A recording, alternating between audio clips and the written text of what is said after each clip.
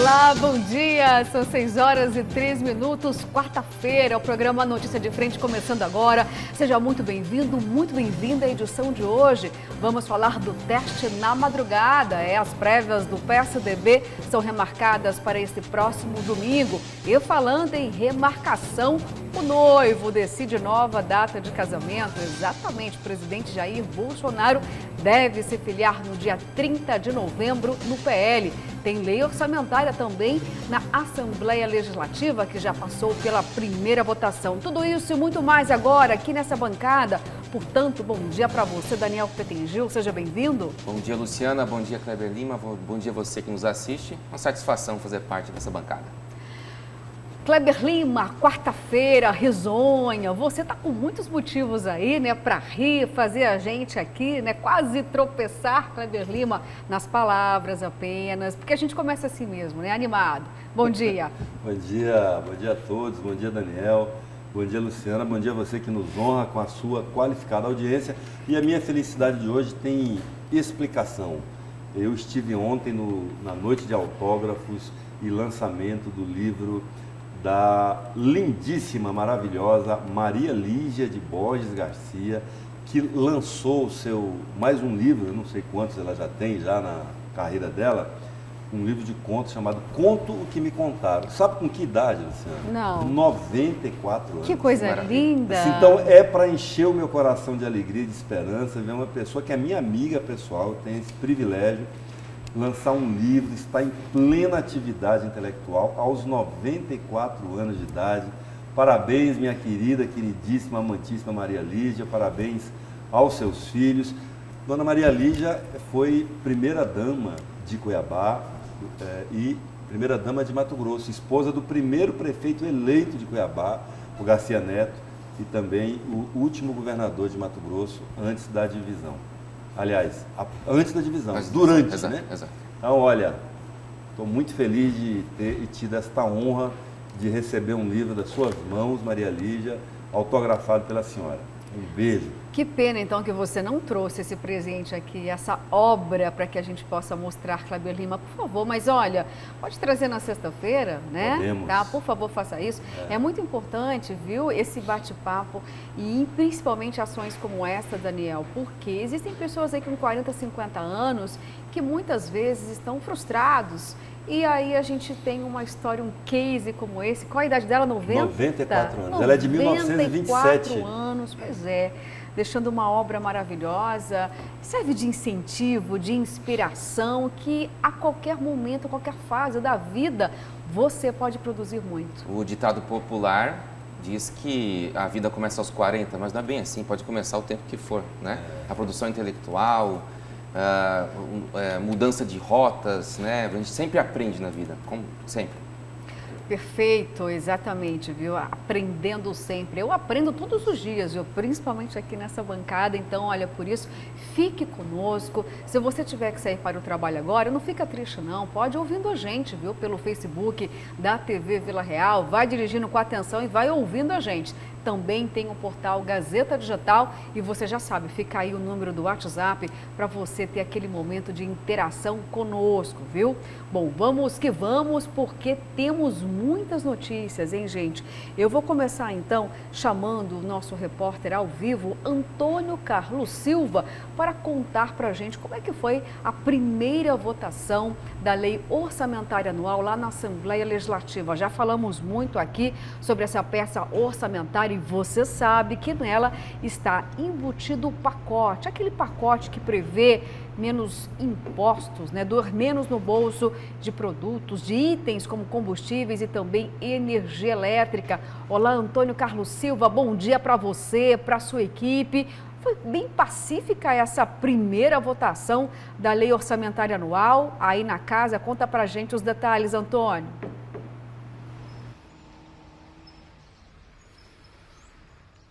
Bom dia, Luciana, Kleber, Daniel e a você que acompanha a notícia de frente. Pois é, Uma das vozes distoantes foi do deputado Lúdio Cabral, do PT, da oposição.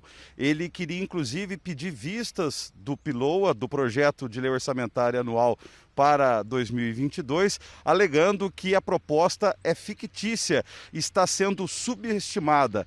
O parlamentar da oposição considera a série histórica de arrecadação de impostos em Mato Grosso e alegou de que para o ano que vem o orçamento não deveria ser de 26 bilhões e meio de reais, e sim de 31 bilhões. E segundo o petista, se não houvesse a correção, o que daria direito aí ao governador Mauro Mendes de remanejar livremente cerca de 5 bilhões de reais no ano que vem. Mas a proposta original do governo foi aprovada pela maioria, pela bancada governista, sem nenhuma emenda parlamentar neste momento, o que não deve acontecer durante a segunda votação. A expectativa é de que haja cerca de 400 emendas, 400 alterações para a segunda votação. Mas o líder do governo, o deputado estadual Dilmar Dal Bosco do DEM, comemorou a aprovação, dizendo que o que foi o compromisso firmado com o governo, com a base governista, foi cumprido nesta primeira votação, nessa primeira aprovação da LOA na noite de ontem. Luciana, Kleber, Daniel, e a você acompanha a notícia de frente. Até daqui a pouco. Até daqui a pouco, Antônio, com mais informações. Bom, gente, vamos falar um pouquinho, então, da lei orçamentária, porque, como o Antônio disse pra gente, não teve costura sem nenhum deputado colocando o dedo lá, Daniel, dizendo o seguinte: não quero assim, eu quero assado, não, vamos reduzir ainda mais essa proposta aí das alíquotas de ICMS, já que é uma mensagem do Executivo, veio do Executivo e assim permaneceu. Assim que a casa vai se comportar, Daniel, não teremos alterações? Teremos. O questionamento em relação ao orçamento vem do deputado Lúdio Cabral, que ele diz que, na verdade, a estimativa não é de 26, é de 31 bilhões, né? Então, na visão dele, existe um vácuo, um espaço de 5 bilhões que o Executivo vai poder manejar da forma que bem entender, né? Ontem até chamou atenção a votação a jato, rapidamente ali, sem discussão, mas é que justamente isso, o deputado Lúdio Cabral e a oposição entenderam que o momento propício para tentar alterar e emendas, inclusive, né, o texto será na segunda votação, né?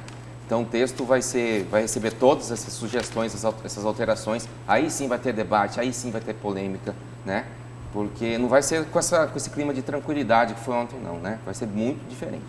Entendi. Kleber Lima, vamos pontuar aqui. Diz uma coisa para mim. O governo de Mato Grosso já fez, inclusive, uma campanha anunciando a redução das alíquotas, né, dos combustíveis, do gás e também da energia elétrica. Só que a peça orçamentária não foi aprovada. Pode ter alteração.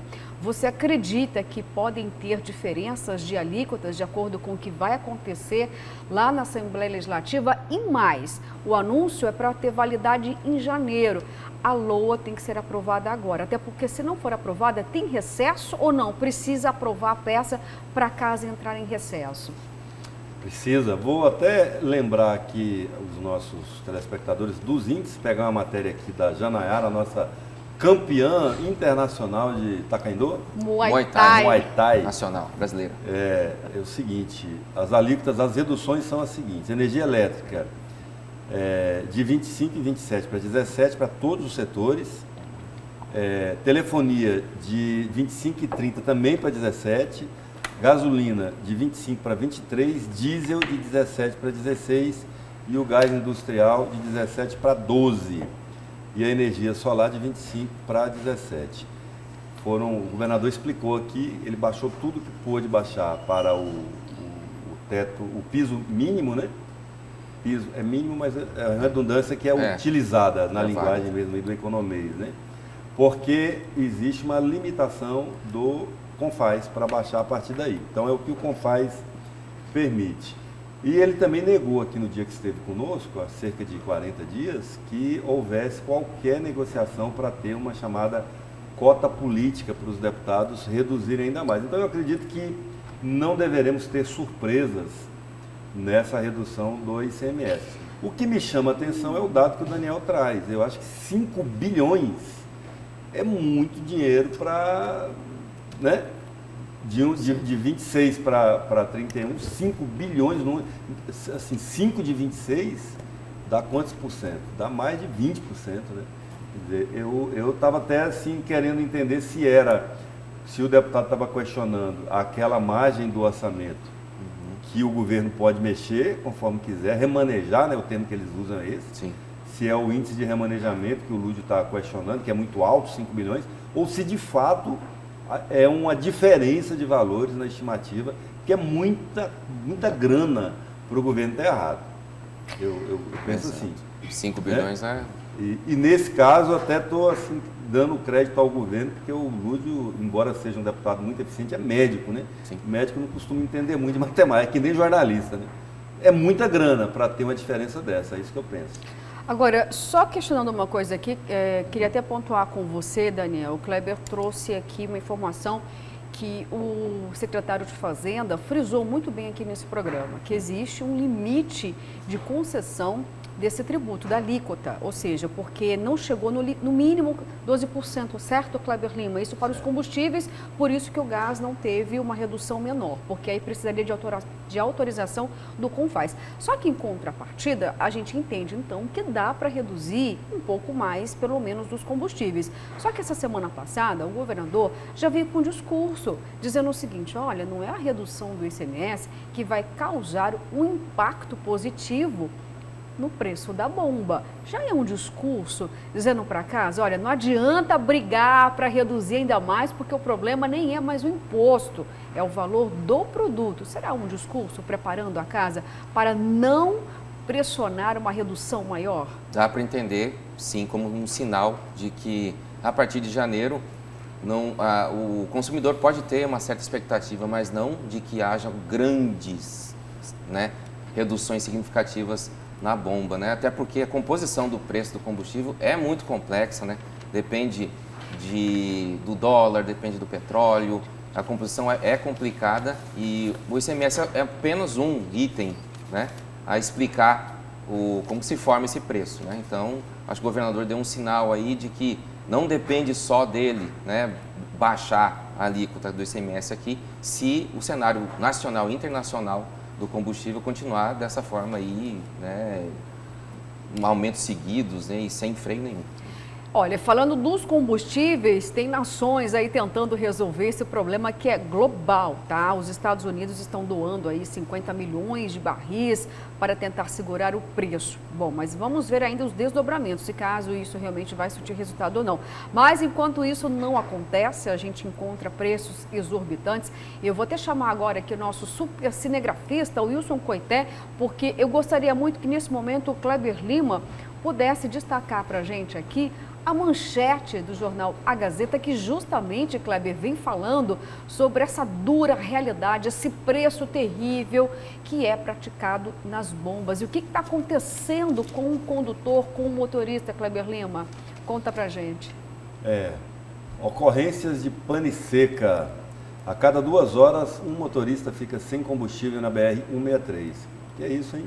Pois é. Que novidade é essa? Com um aumento de 18% nos registros de pane seca na BR-163 em Mato Grosso, 3.276 motoristas interromperam a viagem em 2021 pela falta de combustível no veículo.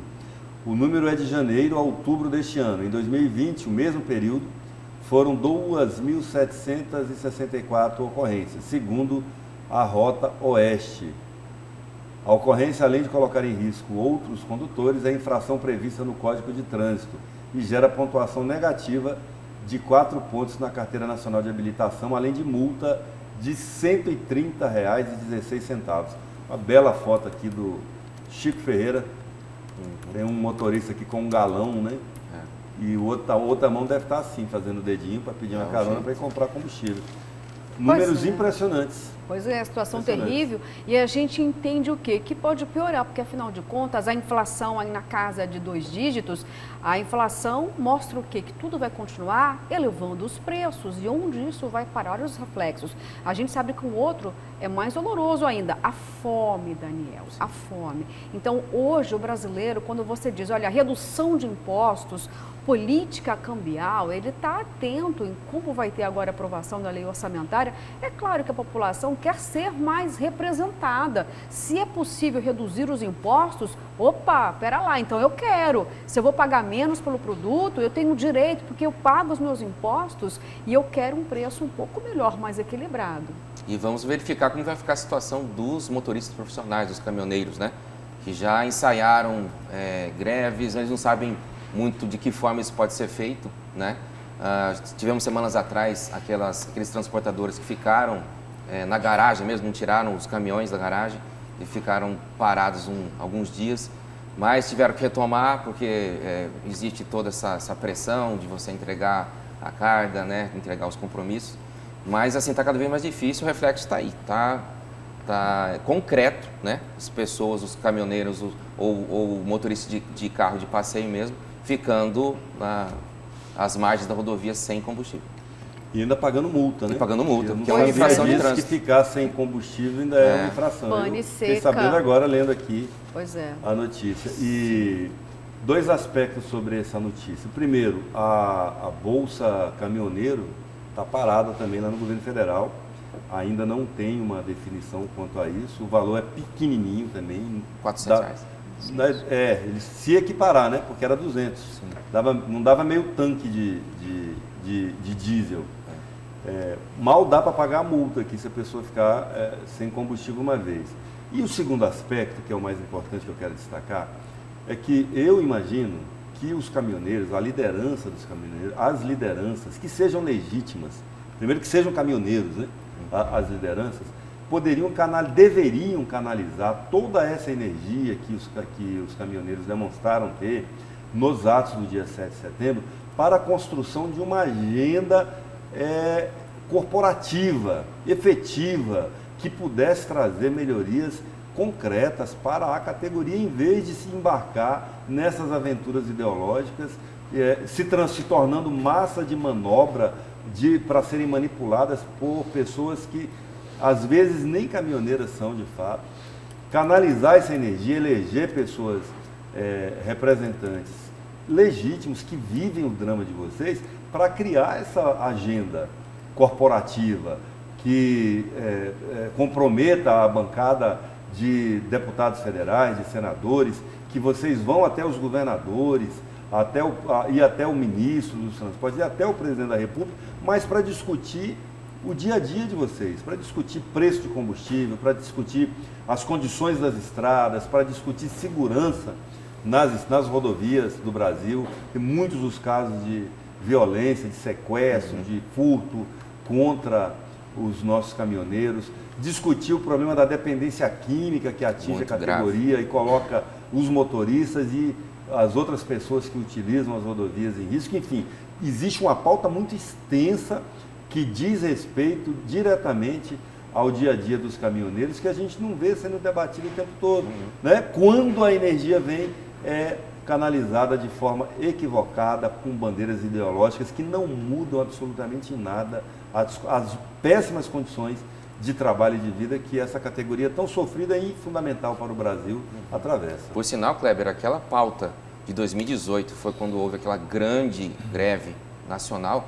A pauta de reivindicação dos caminhoneiros não mudou muito não, a situação, né? O preço do frete, o valor do frete, a questão das condições das estradas, questões trabalhistas dele, não mudou muito não. Então, eles continuam com essa demanda que não vem sendo atendida, eles não conseguem atender. Tá certo. Menos ideologia Sim. e mais corporativismo aí nas bandeiras dos caminhoneiros. É isso aí. Olha só, gente, vou até deixar aqui para você, tá, uma pergunta. Você está conseguindo encher o tanque do veículo, se você não está conseguindo, corre o risco sim de ter pane seca, porque as pessoas não estão deixando de abastecer porque não querem, é porque elas não têm condições financeiras e acabam esperando também, sabe o quê? Uma redução, mesmo que pequena, no preço do litro, e aí fala assim, olha, eu não vou colocar mais, porque vai que amanhã, se Deus quiser, o preço muda e eu quero pagar mais barato. Então tem gente que está colocando combustível para ir trabalhar e volta para casa. Claro que é um risco de pane seca, e a multa acontece por quê? Quando o veículo acaba o combustível, repentinamente você coloca em risco a segurança de outras pessoas, do trânsito como um todo. Então é por isso que tem a aplicação da multa, que não é para doer no seu bolso, embora vai doer porque você não está conseguindo nem mesmo abastecer o veículo, quem dirá dinheiro para pagar uma multa. Mas manda aí para a gente, quero saber se você tanqueava antes, enchia o tanque lá, ou se você está colocando, como se diz por aí, olha, estou andando no cheiro.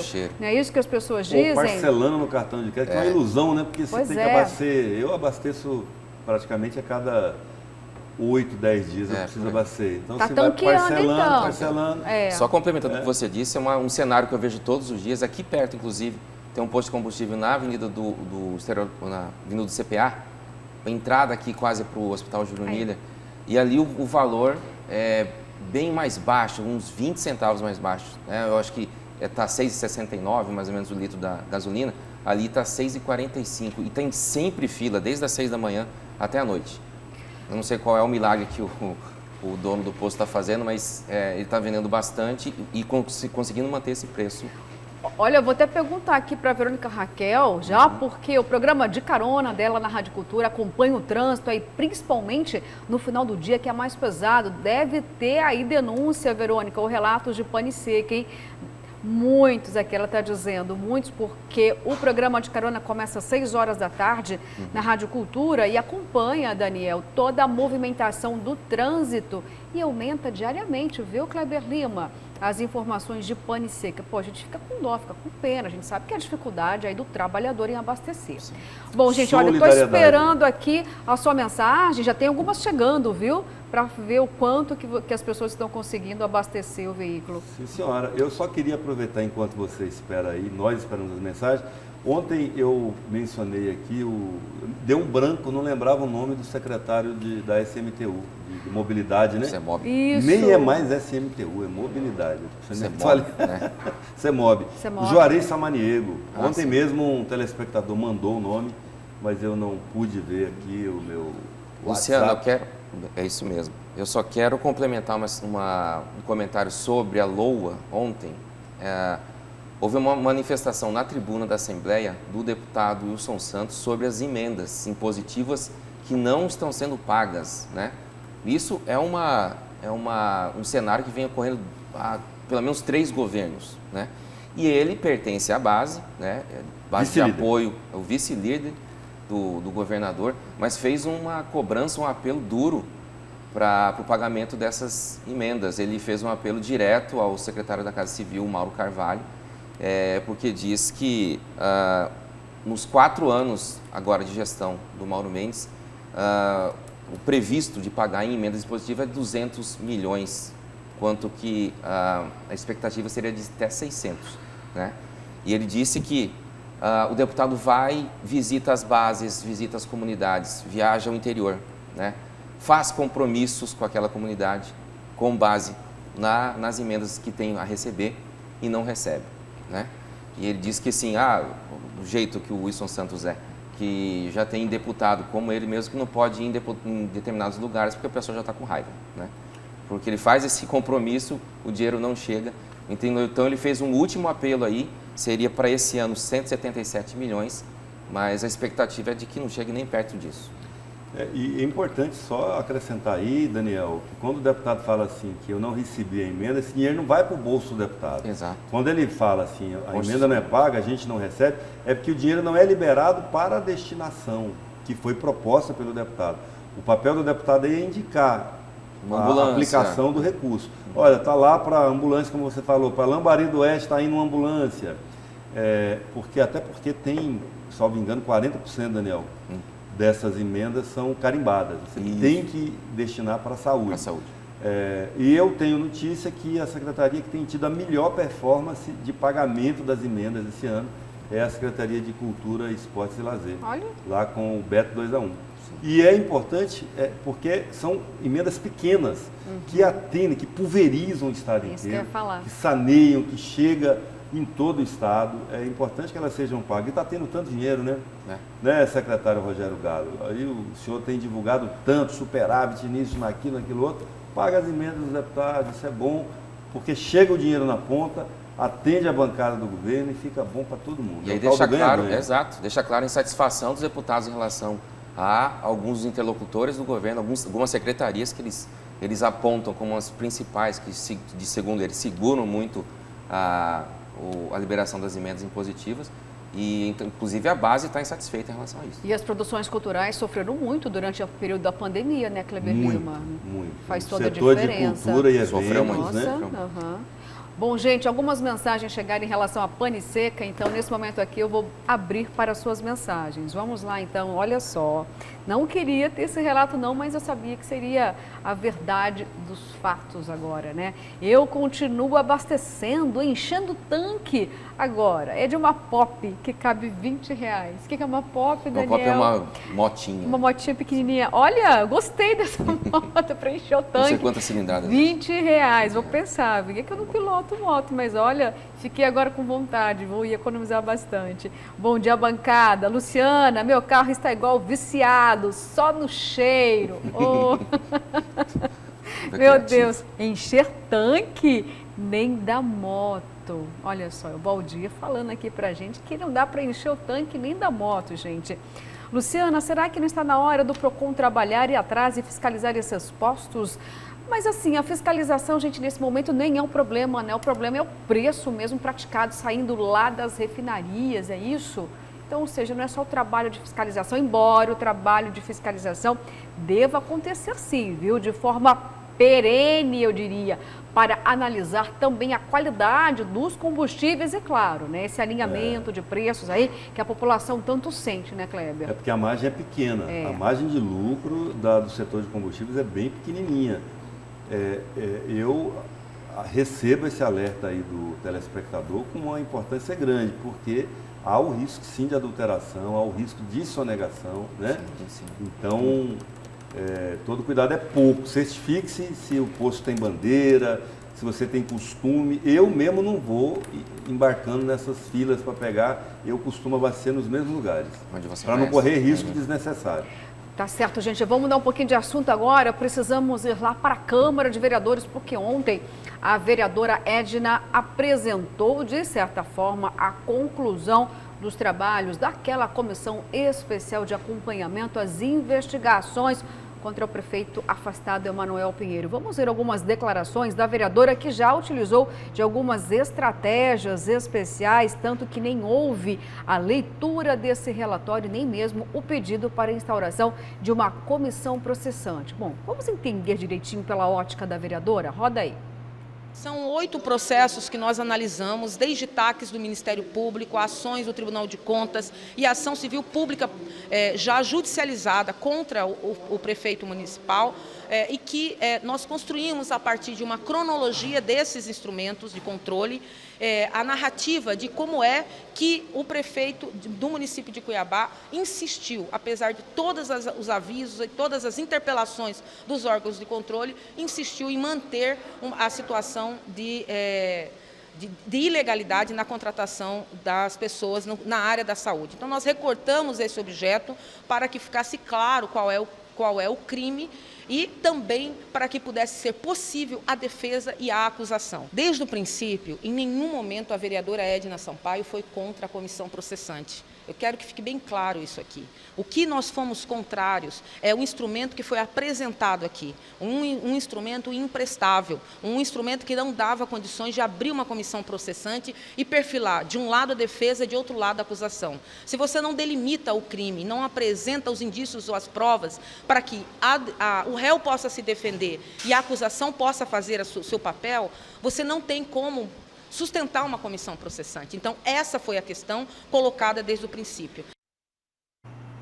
Bom, vamos lá então. Daniel, começo por ti falando sobre o posicionamento da vereadora Edna com esse trabalho lá na Câmara de Vereadores. Vamos lembrar aqui que já falamos nessa bancada que durante o primeiro e o segundo pedido de instauração da comissão processante ela foi contra, disse que era preciso ter um trabalho muito mais sério, aí foi feita a aprovação dessa comissão especial, da qual ela apresentou antes do prazo de encerramento a conclusão desse trabalho e vai pedir à comissão processante. Só que a vereadora disse o seguinte ontem lá na Câmara de Vereadores: olha, eu não vou fazer a leitura desse relatório, não vou fazer a votação porque eu quero que todos os vereadores dessa casa tenham completa ciência do que contém as 16 páginas do trabalho desta comissão, Daniel. Foi uma estratégia bem sucedida da vereadora, porque lá atrás ela foi contra realmente a instauração da comissão processante. Ela não quis se associar aos vereadores que são mais alinhados com o presidente Jair Bolsonaro, o bolsonarismo, e propôs a criação de uma comissão de acompanhamento, né, que inclusive chamou a atenção a rapidez dos trabalhos, né, em menos de 2 semanas já foi feito um relatório final, um parecer jurídico já sobre a legalidade das denúncias contra o prefeito afastado. E ontem houve aquela apresentação desse relatório e, a partir daí, segundo ela, agora há condições de requerer a abertura de um processo, de uma comissão processante que pode redundar, né, na cassação do gestor. Eu entendo como uma estratégia por parte da vereadora, a criação dessa comissão, né, que aí deu um pouco a cara dela, né, para a comissão processante, que pode ser ou não instaurada. Muito bem, agora, Kleber Lima, eu vou perguntar para você, e essa base gigante do prefeito lá na Câmara de Vereadores, de fato esse trabalho, essa articulação da vereadora Edna pode surtir algum resultado, uma maior sensibilização, ou até mesmo aquele discurso, olha, mais do que nunca, é o momento até para que o prefeito tenha ampla defesa? Você acredita que através desse discurso é possível de fato emplacar a comissão processante, que precisa de 2/3 da casa? A informação que eu tenho é que a comissão processante, para ser instalada, precisa de ter maioria simples dos presentes à sessão, né? É diferente do requerimento de CPI, que se você atinge o número mínimo de assinaturas, que é 1/3, 9, ela já está automaticamente criada. É isso. Esse caso não, é maioria simples dos vereadores presentes à sessão. O que precisa de 2/3, eu acho que é já o processo de cassação do prefeito, né? Que aí é quórum qualificado. Primeiro, ponto para a vereadora que roubou a cena para ela, o protagonismo dessa discussão de comissão, deu a volta, meteu no vão das pernas da oposição com essa história aí. Ponto 2, é o parecer mais rápido da história. 2 semanas para avaliar 8 processos que deve ter centenas de páginas cada um, em 2 semanas, ou menos até, é um negócio assim de uma eficiência encabuladora. Terceiro, o poder de síntese da vereadora, que resumir 8 processos com centenas de páginas em 16 páginas. Pois é. É um negócio assim impressionante. Não sei se vai conseguir convencer alguém, mas que é impressionante, é. Bom, gente, olha, são 6h36. Eu preciso aqui chamar um rápido intervalo, mas voltamos daqui a pouquinho. Temos uma entrevista especial aqui com o candidato da Chapa 2 da Ordem dos Advogados do Brasil. Mas antes, vamos dar aquela olhadinha nas imagens do trânsito das principais avenidas aqui de Cuiabá. Fomos diretamente para a Avenida Arquimedes Pereira Lima. O trânsito começa a ganhar um pouquinho mais corpo, são 6h36. Você que está saindo de casa, atenção, vai com cuidado, abasteça o carro, hein, gente? Naquele tom, naquela quantidade que não vai trazer uma pane seca aí para você, hein? Não vai correr o risco. Essa câmera eu não lembro dela, viu? De vez em quando a gente puxa essas imagens. Tá bonita. É porque ela concentra mais na rotatória e hoje ela acabou subindo um pouquinho ali, mas é uma bela imagem. Daqui a pouco vai ficar mais bela ainda, porque afinal de contas vai ter obra ali de revitalização até que enfim, né? Agora Deus vão ver aqui. sonzeira em você. A labirintite faz parte da idade. Esquenta não, Cleber Lima. Gente, vamos para um rápido intervalo. Voltamos daqui a pouquinho.